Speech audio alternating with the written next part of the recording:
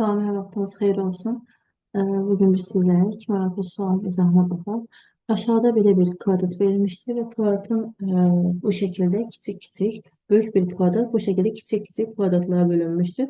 Şərtdə bizə verdiyi məlumat budur. Daha sonra B nöqtəsindən bu şəkildə qatlanma baş verir və bizdən tangents alfa bucağının qiyməti soruşulur. Bu cür qatlanma suallarında mütləq ki, bucaqların da eyni olmasına diqqət etməlisiniz. Yəni, bununla bu birbirlərinə bərabərdir. Bu tərəf ilə bu tərəf birbirlərinə bərabərdir və eyni şəkildə bu bucaq ilə bu bucaq birbirlərinə bərabərdir və eyni şəkildə bu bucaq ilə də bu birbirlərinə bərabər olduğunu mütləq suallarda nəzərə almalısınız. Deməli, biz müəyyən bir adlandırma edək, daha sonra sualın həllərinə baxaq. Deməli, belə bir alfa bucağı qeyd olunur. Digər tərəflər beta qeyd edirəm. Mən bunu adlandırsam, bu tərəfə bir M hərfi qeyd edeyim. Tutaq ki, B ştrix yazım buna. M hərfi qeyd edeyim. Digərinə artıq M olaraq qeyd edeyim. Bu tərəfə bir A olaraq qeyd etsəm, bu da A olaraq yaza bilərəm. Mən buradan bir kənara qeyd edeyim ki,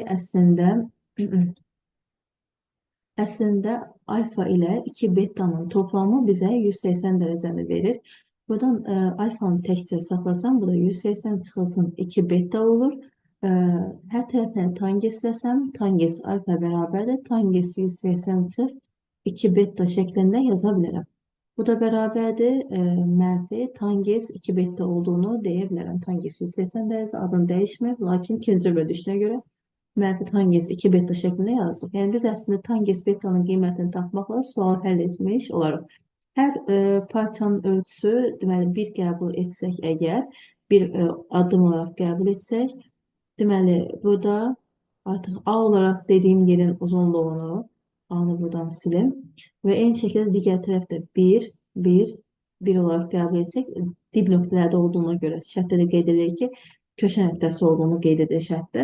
Deməli, bu tərəfin ümumi uzunluğu 4 olur, digər tərəfin isə ümumi uzunluğunu 6 olaraq götürə bilərəm. Artıq mən buradan tangens betanın qiymətini taparam. Tangens betanın qiymətini tapa bilərəm ki, qarşı katetin biçik katı olan nisbəti, yəni 6 bölünsün 4, o deməli 3 bölünsün 2. Yəni tangens betanın qiyməti 3 bölünsün 2-dir. Biz bilək ki, tangens 2 beta üçün belə bir düsturumuz var ki, tangens 2 beta bərabərdir. 2 tangens beta bölünsün 1 minus tangens kvadratı beta şəklində yaza bilərik. Gətirib alınan qiyməti yenə yazsaq, deməli, alınan qiymətimizi yenə yazsaq, 2 vurulsun, tangens betanın yenə 3 bölünsün 2, mərkəzdə 1 minus 9 bölünsün 4 şəklində yaza bilərik. Bu da bizə 3 bölünsün 4 yuxarıya qalxır, 4-dən də 9 çıxan mənfi 5. Və bunun qarşısında tangens 2 betanı biz həll edən zaman, yəni tangens alfa mənfi tangens 2 betaya bərabərdir və biz tangens 2 betanın özünün qiymətini 12 bölünsün 5, yəni mənfi 2,4 tapdıq. Qarşısında bir dənə də mənfi olduğuna görə bunun cavabı bizə müsbət 2,4 vermiş olar.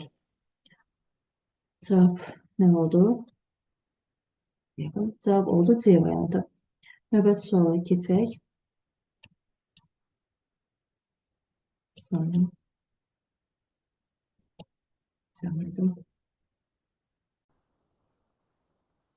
Suallar öncədən WhatsApp qrupumuza paylaşılır. Yəni, bir neçə maraqlı sualımız var. Hər birinin izahına tək-tək baxılarsınız. Yəni, sadəcə videoda yoruculuq olmasın deyə qısa-qısa videolar çəkməyə çalışırıq, mümkün qədər. Deməli, birinci növbədə bu bir kvadrat tənlikdir və bunun köklərinin cəmi bizə, deməli, bunun qarşı x kvadratın əmsalı olan nisbətini verir. Buradan da 2-lər x-a getdiyinə görə köklər cəmlə birbaşa sinus alfa çıxılsın, kosinus alfa deyə bilərik. Eyni şəkildə tənliyimiz üçün köklər hasilədə mənfi sinus 2 alfanın 2 olan nisbəti olur. Mənfi sinus 2 alfanın 2 olan nisbəti olur. Və bizdən köklərinin kvadratlar cəmi istənir. Bu, digər sual nəzərən çox da sadə bir sualdır. x1 plus x2-nin mötərizə kvadratı çıxılsın 2x1, x2 şəklində yaza bilərik. Köklərinin cəmi bizə sinus alfa çıxılsın kosinus alfanı verir. Bunun kvadratı yazıram. O da çıxılsın 2 vurulsun sinus 2 alfa bölünsün 2 olur. O da bərabərdir. Deməli, hesablamamızı aparaq. Sinus kvadratı alfa çıxılsın 2 sinus alfa kosinus alfa verir. Birbaşa sinus 2 alfa da yaza bilərdim. Ona açıqlaması da yazaq. 2 sinüs alfa kosinüs alfa yazaq. O da üstə gəl kosinüs kvadrat alfa. Bunda isə çıxılsın sinüs 2 alfa qalır. O da çıx 2 sinüs alfa. Bizə dəqiqə buranı düzgün yazaq. Bir dəqiqə. X1 üstə gəlsin X2'nin yerinə. Bizim bir yeri səhvimiz olubdu. Çünki bunun qarşısında mənfisi olmalıydı. Bunun qarşısında mənfisi olmalıydı. Köklərinin cəmi deməli bunun mənfisi olur. Yəni bunun qarşısında mənfisini düzəldək.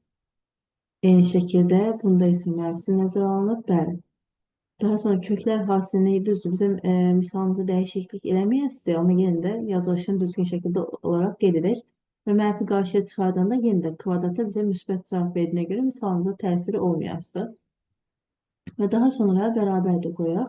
Deməli, 2 sinüs alfa kosinüs alfa yazıram və bərabərdir gerisində. Burada köklərinin hasili mənfi sinüs alfa. Mənfi sinüs 2 alfa bölü 2'dir. Ona görə də bura müsbət işarəsi qoymalıyıq.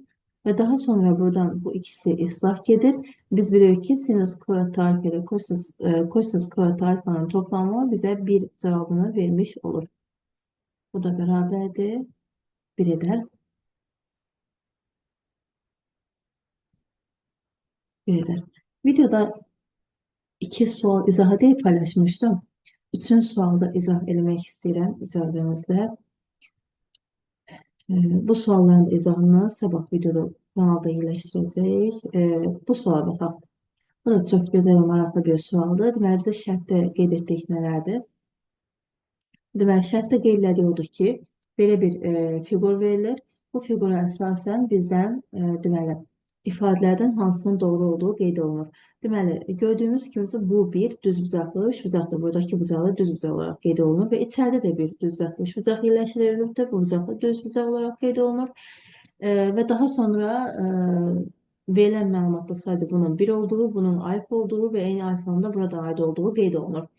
Əslində bu sual başlanğıc olaraq həll etsəz, mən təklif edirəm ki, bu üçbucaqların hər biri üçün sinus, kosinus və tangens tək-tək yazın ki, daha rahat hesablama aparın. Və yaxud da ki, bizə lazım olanları da yaza bilərik. Yəni, ardınca sadəcə bizə lazım olanları da qeyd edə bilərik. Yəni, başlayaq sualımızı həll etməyə. Bir variantları təhlil edək. Birinci variantı təhlil etmək istəsəm, deməli bizə deyir ki, ABC-nin sahəsi 4/1 sinus 2 alfaya bərabərdir. Deməli, ABC-nin sahəsini tapanda, birinci növbədə biz bilirik ki, içəridəki üçbucağın sahəsini tapanda adlandırsam, mən bura bir M hərfi ilə, buna da bir N hərfi ilə qeydləsəm, sahəni tapmaq istəsəm artıq M vurulsun N bölünsün 2 şəklini yaza bilərəm. Katetlərin hasilinin yarısı. O da bərabərdir. Deyir ki, bu 4/1 sinus 2 alfaya bərabər olmalıdır. Birinci növbədə mən bu üçbucaq üçün sinus alfanın da qiymətini təyin edeyim. Qarşı katetin hipotenuza nisbəti, yəni N bölünsün B-dir. Kosinus alfanın da qiymətini təyin edeyim. N bölünsün 1 olaraq bitişik katetin hipotenuza nisbətidir. Və mən burada M və N üçün M-in əslində sinus alfa olduğunu, N-in isə əslində kosinus alfa olduğunu deyə bilərəm. Gətirib alınan nəticələri yeni yazsam, sinus alfa vur kosinus alfa, o da bölünsün 2 alınır. Hər tərəfini, sürətini də məxrəcində 2-yə vursam, bu zaman kəsrənin sürəti üçün 2-yə vuran zaman, burada bir şey diqqətli olaq ki, 2-ni qarşıya yazmalısınız. Kəsrənin sürəti üçün sinus 4 alfa yaranır, məxrəcdə isə 4 şəklində alınır.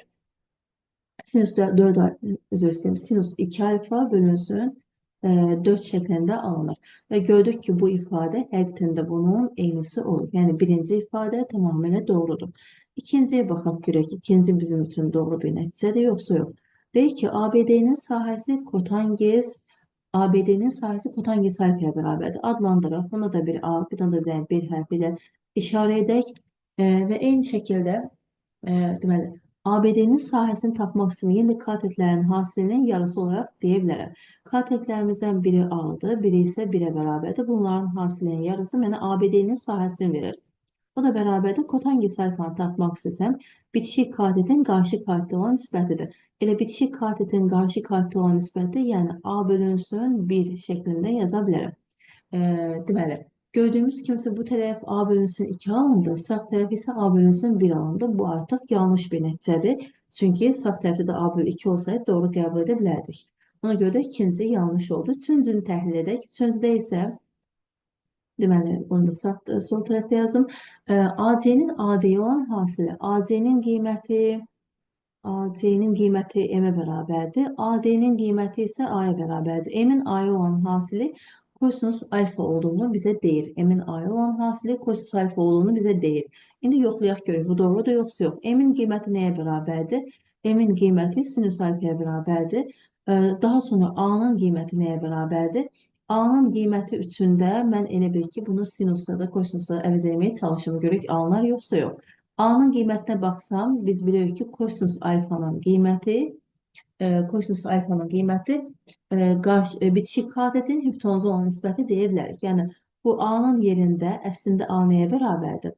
Beləliklə, kosinus alfanın qiyməti, hətta kosinus alfanı yazım. Sinus alfa vurulsun A deyə qeyd edeyim, bərabərdir. Kosinus alfanı tapmaq istəyən bitişik katetin, yəni A-nın hipotenuza olan nisbəti B-yə olan nisbəti olur. Buradan hər tərəfdən ixtisar gedir, A-lar ixtisar gedir.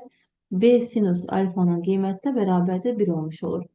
B sinus alfa da bərabərdir 1 alınır. İndi yoxlayaq görün bu böyük üçbucaq üçün, yəni ABD üçün həqiqətən də B sinus alfa B-dir yoxsa yox. Sinus alfanı tapmaq istəsəm, ABD üçbucağı üçün sinus alfanın qiyməti qarşı katetin hipotenuza olan nisbətidir. Yəni 1-in B-yə olan nisbətidir. Həqiqətən də B sinus alfanın qiyməti bizə 1-i vermiş olur. Yəni bu tamamilə doğrudur bu üçbucaq üçün. Və ona görə burada B sinus alfanın qiymətinin 1-ə bərabər olduğu fikri də doğru olmuş oldu. Deməli, üçünüz də doğrudur. Cavabımız 1 və 3 olaraq edə bilərik. Növbəti suallarda görüşərik. Hər kəsə sağ olun. WhatsApp qrupumuza qoşulub suallardan ilk öncə siz xəbərdar olmaq istəyirsinizsə əgər 050 778 nömrəsi ilə 778 44 24 nömrəsi ilə əlaqə saxlaya bilərsiniz. Hər kəsə yol arzu edirik.